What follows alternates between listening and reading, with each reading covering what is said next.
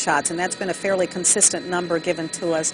And it indicated that they were outside, possibly between two buildings, the library and the cafeteria / student center out there.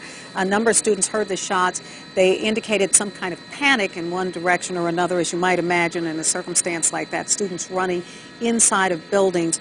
We're being told at least 2 people were shot, and a number of students spotted those 2 people. One appeared to be an older person, perhaps an employee of the college, and may have even been a librarian, according to at least one of the witnesses. And the other, maybe younger, a student.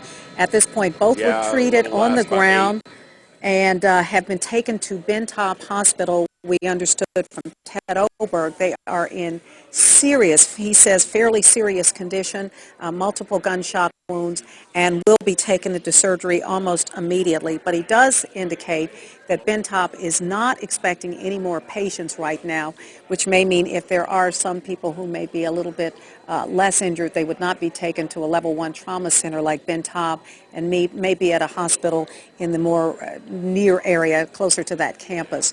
We're also being told that there are a number of Aldine ISD schools around that campus, including an elementary school and Parker Intermediate, and then 2 Nimitz campuses for the high school, and those were on lockdown short time ago. We do not know if that has been reversed as of yet, but also some concern about other schools in that area. We want to go back live to one of our Eyewitness News crews on the ground there. Damon Fernandez is just outside of the campus. Damon, you continue to talk to students. Have you gotten more information? Yeah, Melanie, I've been talking to students all afternoon. They've been telling me about the panic and chaos that happened moments after that shooting. Right now, Daniel Flores is standing with me. Now, you heard the gunshots again? Mm-hmm. I sure did. What'd you hear, Daniel? I was doing my homework, and then all of a sudden you just hear like 6 or 7 loud bangs. But I thought they were bangs because of construction or something. But then everybody started running, so you can only assume they were gunshots. Yeah, and immediately when you saw people running, what was going through your mind? I couldn't believe it. You know, I didn't want to be a part of the story where, you know, someone can get hurt, or I didn't want to get hurt. Or you just think about leaving, you know. Yeah, now, Daniel, we've been hearing a lot of conflicting information. Some students saying that they didn't receive any notification from administrations at all about the shooting incident or the emergency. Others saying that they did send something out. Did you receive anything at all? No, the only alerts I get are sometimes the Amber Alerts that they send through my phone, but I didn't get any alerts through this. Any sirens at all alerting folks to the situation? No, it was just like after the shooting, everybody ran. The people that heard the shots, they ran outside, but there was, I guess, people leaving in their class, and they were in the courtyard just, you know, mingling around, because there was no sirens, there was no alarm or anything. And Melanie, before you guys came to us, Daniel was telling me about one issue that students are saying is a regular problem on campus, especially when it comes to receiving messages through their cell phones. And you were telling me that what's the big problem with receiving messages through cell phone? Well, sometimes in the cafeteria or sometimes in the classrooms, there's a various amount of dead zones where you really don't get signal. And in the cafeteria, you get no signal at all, or sometimes you don't get 4G, or the phone line, you know, drops on you, and you get frustrated because I was trying to call my mom or my uncle and let them know that I'm okay or something, and then the phone call would just drop right in the middle and dead. I mean, they don't know. Yeah, you know, Melanie, I've been hearing that from several students now. They're telling me that even if alerts were sent out, especially to their cell phone numbers or to their email that they receive on their cell phones, one of the big issues with receiving it is those dead zones that Daniel just described, that in certain areas of campus. And most of those students that we've been talking to were near that shooting incident in the cafe or the student center or in the library. Many of those folks were telling me that they didn't receive any type of notification about what was happening on campus outside of seeing people just running, is what I'm hearing, and just running. The chaos of running and panic. Yeah. And Dan, I can't even begin to imagine what's going through your mind, hearing something like this and witnessing something like this. So many students have been talking to me about just how unbelievable it is. Something like this just never happens on campus here.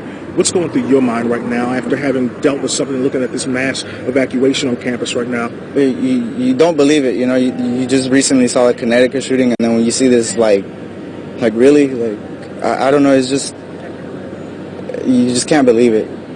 You really don't know what to say.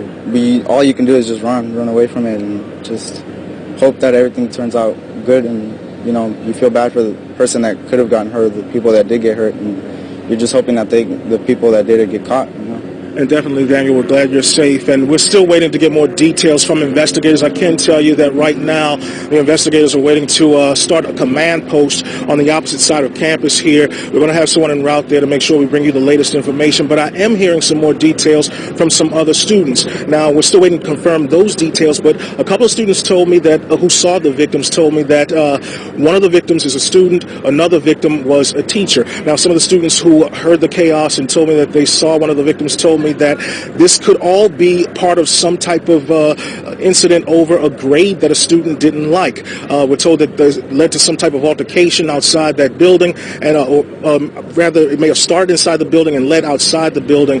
2 people injured. Again, students are telling me that it was a student and possibly some professor on campus. Again, we're still waiting to confirm those details and hope to get more information from investigators who are starting their command post just a little ways from where we are right now. All right, Damon, thank you so much. And Daniel certainly expressed it very well for a lot of students, a lot of us who have seen this really just depressingly familiar scene on so many campuses around the country. Thank you, Damon.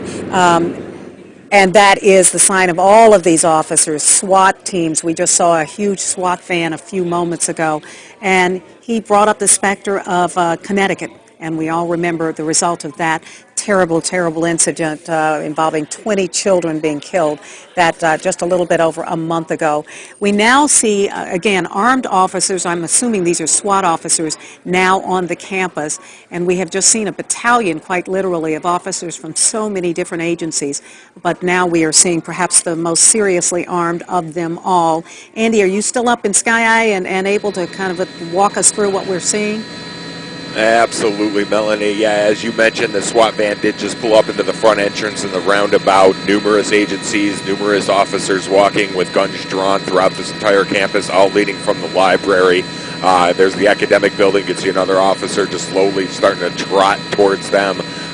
Just everywhere you look, it doesn't matter what building, if it's close to the library, which is on the north side of the campus, all the way down to the main entrance on the south side of the campus, just numerous SWAT agencies with officers' gun drawn throughout the whole area. On every corner as you look, you just see another officer. And according to the Fox unit that's up here, SWAT is going to try to take over the control of the campus so they can search every building thoroughly throughout the next couple of hours looking for anything out here. Now, does that indicate at all that they believe they may have made contact with another person, or they're still looking for a possible suspect? I believe they're still looking for a possible suspect. Why they're doing this search and why SWAT is taking over the campus, according to the Foxtrot unit that's up here with us. Maybe they're just getting conflicting reports and just want to do a thorough search. All that information is still trying to be sought out in the newsroom right now. All right, and as it appears at this point, the campus appears relatively quiet, with the exception, obviously, of all these heavily armed officers moving through the campus. Andy, thank you so much for continuing to kind of update us on this. We will obviously check back in with you as events warrant.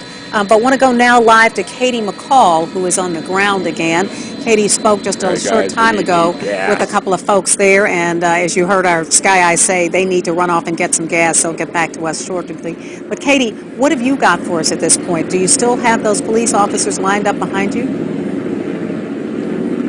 Still a big row back there, Melanie, and of course that car that we mentioned earlier, the one that we're told the hood popped, it's been sitting there since we arrived. They have not moved that car, and it's surrounded by several different law enforcement agency vehicles right there. This entire road is completely blocked off, and this is where all of the students came running down the street immediately after this happened as we were pulling up.